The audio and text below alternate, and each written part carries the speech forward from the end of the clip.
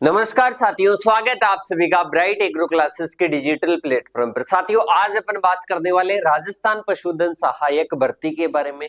और जैसा ही इसका नोटिफिकेशन आया उसके बाद में तमाम आपके मन में सवाल आने लगे कि सर इसकी एलिजिबिलिटी क्या है, पात्रता क्या है, सिलेबस क्या है, इसके साथ में एग्जाम का पैटर्न क्या रहने वाला है, सैलरी क्या रहने वाली है, प्रमोशन के बारे में बताओ, जॉब प्रोफाइल के बारे में बताओ। तो इन तमाम सवालों के आपको जवाब मिलने वाले हैं और कंप्लीट चर्चा अपन करेंगे राजस्थान पशुधन सहायक के बारे में। और इसको शॉर्ट में क्या बोलते हैं साथियों? LSA, live stock assistant. संपूर्ण जानकारी इस वीडियो के माध्यम से आप सभी को मिलने वाली है। और इसका जो सिलेबस का और इसके साथ में एग्जाम का पैटर्न भी लगभग चेंज हो चुका है, उसके रिगार्डिंग भी अपन बात करने वाले। और सबसे पहले आपको किसी भी एग्जाम का नोटिफिकेशन हो, सिलेबस हो, स्टडी मटेरियल हो, आपके प्लेटफॉर्म ब्राइट एग्रो क्लासेस पर मिलता है। तो ऐसे ही आपको अगर नोटिफिकेशन चाहिए तो चैनल को अभी सब्सक्राइब कर लेना। अब इसके बाद में अपन सबसे पहले बात करेंगे जो नोटिफिकेशन आया था अपने भर्ती का, जो नोटिफिकेशन आया था उसके बारे में सबसे पहले अपन बात करेंगे कि ये जो नोटिफिकेशन था इसमें अपने LSA की वैकेंसी में टोटल पद कितने थे? 2041। कितने थे? 2041 थे। इनको भी दो भागों में डिवाइड किया गया है, जिनमें 1820 और दूसरे पार्ट में कितने हैं? 221 पद है। जो 1820 है वो गैर अनुसूचित क्षेत्र में है, अनुसूचित क्षेत्र में कितने हैं? मात्र 221 पद है। इसके साथ में ही इसमें जो वेतन मिलेगा आपको एल लेवल कौन सा रहेगा? पे मैट्रिक्स लेवल रहेगा L8। इसमें अपन डिटेल से भी चर्चा कर लेंगे अभी आगे। सही है। इसके साथ में ही जो न्यूनतम आपकी एज है वो कितनी रहेगी? 18। इसके साथ में ही अधिकतम कितनी रहेगी? 40। मतलब 18 से 40 के बीच वाले इस एग्जाम को दे सकते हैं। एज रिलैक्सेशन दे रखा है वुमेन के लिए 5 वर्ष का। इसके साथ में ही अपन बात करें जो SC है, इसके साथ में ST कैटेगरी है, OBC है, इसके साथ में ही EWS है, इन कैटेगरीज को 5 वर्ष का क्या दे रखा है? एज रिलैक्सेशन दे रखा है। तो एज रिलैक्सेशन वाले ध्यान दे सकते हो। इसके साथ में ही इसकी योग्यता क्या है कि सर इसके लिए कौन एलिजिबल है? तो एलिजिबिलिटी के लिए सबसे पहले बात करें जिन्होंने जो 12th है वो पास आउट कर रखी है, चाहे वो एग्रीकल्चर से हो, एग्रीकल्चर बायोलॉजी, बायोलॉजी से हो, फिजिक्स केमिस्ट्री से हो, या एग्रीकल्चर केमिस्ट्री या फिजिक्स केमिस्ट्री बायोलॉजी से हो, PCB का स्टूडेंट हो, चाहे वो स्टूडेंट ABC का हो, इसके लिए एलिजिबल है। दूसरी कंडीशन ये तो है ही है, या तो इसमें होना चाहिए या फिर इसमें होना चाहिए। अगर ये दोनों तो होनी चाहिए, मतलब या तो ये हो या ये, एक तो ये आपके लिए चाहिए। दूसरी कंडीशन है कि आपके पास में 1 ईयर का जो ट्रेनिंग सर्टिफिकेट है वो हो, या फिर 2 ईयर का जो ट्रेनिंग सर्टिफिकेट 2 ईयर का जो ट्रेनिंग सर्टिफिकेट है वो होना चाहिए। इसके साथ में या डिप्लोमा हो आपके पास में LSA का, जो कि कोई भी रिकॉग्नाइज्ड कोई भी गवर्नमेंट इंस्टीट्यूशन है उससे आपका होना चाहिए। सही है। या ये 2 सर्टिफिकेट हो या इसके साथ में ही डिप्लोमा भी चल सकता है। सही है। एक ये हो गया और एक ये दोनों चीजें अनिवार्य हैं, ये नहीं कि ये ओनली ये ही पात्रता है, इसकी ये भी क्या है? एलिजिबिलिटी है। तो ये दोनों चीजें आपके पास में हैं तो आप क्या हो? इसके लिए एलिजिबल हो। इसके बाद में अपन चलते हैं साथियों आगे की ओर, और आगे अपन बात करेंगे जो नेक्स्ट अपने हैं सिलेबस वगैरह के बारे में। इसमें डिवाइड किया गया है इनके पदों को। इसके बाद में जो ऑनलाइन प्रक्रिया है, फॉर्म वगैरह स्टार्ट है, वो कब से स्टार्ट है साथियों? वो 31/1/2025। सही है। और तीसरे महीने तक ये है। पर आपको जितना जल्दी हो, मतलब जैसे ही फरवरी में स्टार्ट हो जाए तो फरवरी में ही आपको जल्द से जल्द क्या भर देने हैं? इसके फॉर्म भर देने हैं। 31/1/2025 मतलब लास्ट का दिन है ये, तो ऐसे मान लेना कि फरवरी से ये फॉर्म स्टार्ट होने वाला है। 1 फरवरी से आप क्या कर सकते हो? आवेदन कर सकते हो। इसके साथ में ही अपन चलते हैं आगे, सिलेबस वगैरह की सबकी बात करेंगे। सबसे पहले कि जिनका OTR पहले हो चुका है उनको OTR करने की जरूरत नहीं है, उनको रजिस्ट्रेशन करने की जरूरत नहीं है, वो सीधा क्या कर सकते हैं, फॉर्म भर सकते हैं। इसके साथ में गैर अनुसूचित में और अनुसूचित में इनको क्या किया गया है, डिवाइड भी किया गया है कि कौन सी जो अपने कैटेगरी है उसकी कितनी सीटें हैं, इनको भी क्या किया गया है, क्लासिफाई किया गया है। इसके साथ में ही अब अपन चलेंगे आगे की ओर, और आगे अपन बात करें एग्जाम के बारे में भी मैं बता देता हूँ।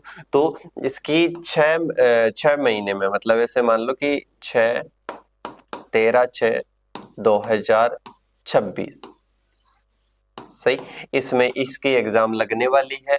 और जो एज का आपका है, सॉरी 2025 है, इसके साथ में ही आपका एज का जो है कि एज आपकी कब तक मानी जाएगी, कि कब तक आपकी 18 वर्ष होनी चाहिए, आपकी एज होनी चाहिए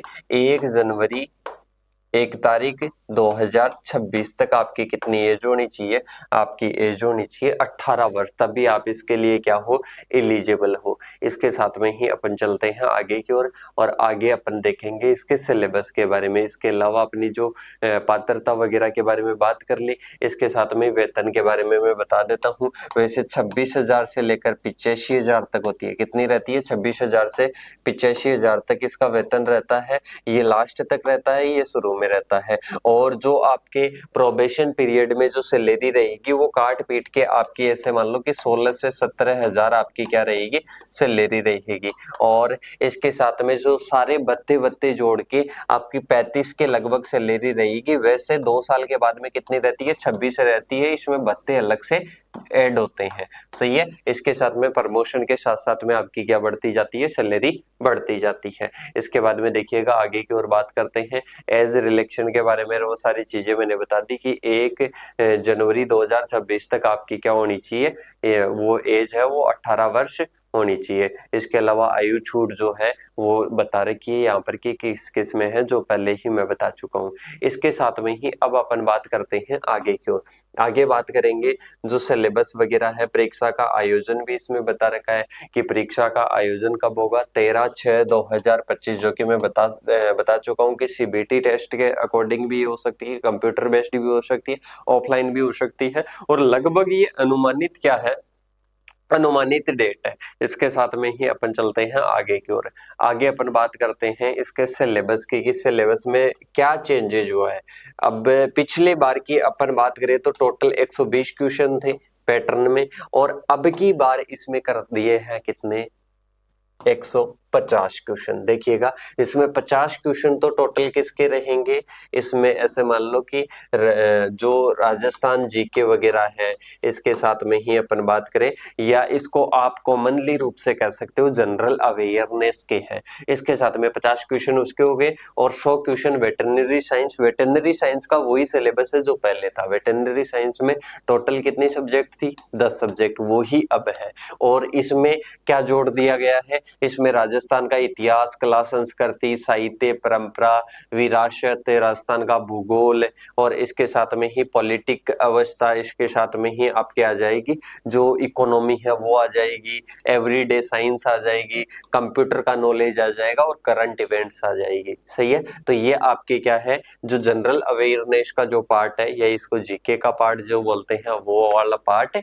आ जाएगा। इसमें साइंस वगैरह जोड़ दी है, कंप्यूटर वगैरह जोड़ दी है। इसके साथ में ही टोटल टाइम कितना मिलेगा, 3 घंटे का आपको टाइम मिलने वाला है। और पहले 80 और 40 क्वेश्चन आते थे, 80 इसमें, 40 इसमें, टोटल 120 है। अब देखिएगा इसमें बात करें तो 1/3 क्या रहने वाली है आपकी, माइनस मार्किंग। कितने हैं, न्यूनतम आपके 40% क्या है, 40% तो उत्तीर्ण होने के लिए चाहिए ही चाहिए। अब इसके बाद में देखिएगा आगे की ओर अपन बात करते हैं। डिटेल्ड इसका सिलेबस दे रखा है। राजस्थान के इतिहास में क्या क्या है, ये आपकी सभ्यताएं आ जाएगी। इसके बाद में राजस्थान के इतिहास में महत्वपूर्ण जो ऐतिहासिक घटनाएं हैं, प्रमुख राजवंश है, वो सारी चीजें पढ़नी है। मतलब राजस्थान का इतिहास और कला संस्कृति लगभग जो राजस्थान जीके में नॉर्मली आता है वो सारा पार्ट है। राजस्थान का भूगोल है, इसके साथ में ही जो अपने पॉलिटिकल अवस्था या इकोनॉमिक अवस्था वो है। इसके साथ में राजस्थान की इकोनॉमी इकोनॉमी है, इसके साथ में ही एवरीडे साइंस के टॉपिक है, इसके साथ में ही अपन बात करें तो आगे कंप्यूटर का नॉलेज है, कंप्यूटर के बाद में करंट इवेंट्स है, करंट इवेंट्स के बाद में आपके आती है ये सब्जेक्ट्स जिसमें वेटरनरी एनाटॉमी हो जाएगी, फिजियोलॉजी और बायोकेमिस्ट्री हो जाएगी, एक्सटेंशन हो जाएगी, इसके साथ में वेटरनरी मेडिसिन हो जाएगी, सर्जरी हो जाएगी, न्यूट्रिशन हो जाएगी, एनिमल न्यूट्रिशन, एनिमल मैनेजमेंट हो जाएगी, ब्रीडिंग और जेनेटिक्स हो जाएगी और एनिमल रिप्रोडक्शन हो जाएगी। तो ये आपके कितनी है साथियों, ये 9। और इसके साथ में ही एक लास्ट अपना सब्जेक्ट है इंट्रोडक्टरी टू वेटरनरी फार्मेसी। तो ये अपने क्या है, फार्मेकोलॉजी वाली सब्जेक्ट है। लास्ट अपने टोटल माने तो टोटल कितनी सब्जेक्ट है, 10 सब्जेक्ट है। और कितने गोले आने वाले हैं, वही 5 गोले आपके आने वाले हैं। और 5 के लिए वो ई भरने के लिए जो आपने छोड़े हैं क्वेश्चन, वो ई भरने के लिए 10 मिनट आपको इन 3 घंटे के अलावा आपको मिलने वाला है। तो मेरे हिसाब से आप सभी को जो डाउट थे वो सारे कंप्लीट होते हैं। इसके अलावा अगर आपको आने वाली जो भी अपने एग्रीकल्चर सेक्टर में वैकेंसीज है उनकी इंफॉर्मेशन चाहिए तो आपको इसी चैनल पर अवेलेबल होने वाली है। तो आज ही चैनल को ज्वाइन कर सकते हो। मोर इन्फॉर्मेशन के लिए आप कमेंट बॉक्स में कमेंट कर सकते हो। जो भी आपका क्वेश्चन है उसका जल्द आपको रिप्लाई मिल जाएगा। अब मिलते हैं अपन नेक्स्ट सेशन के साथ में, तब तक के लिए जय हिंद जय भारत साथियों।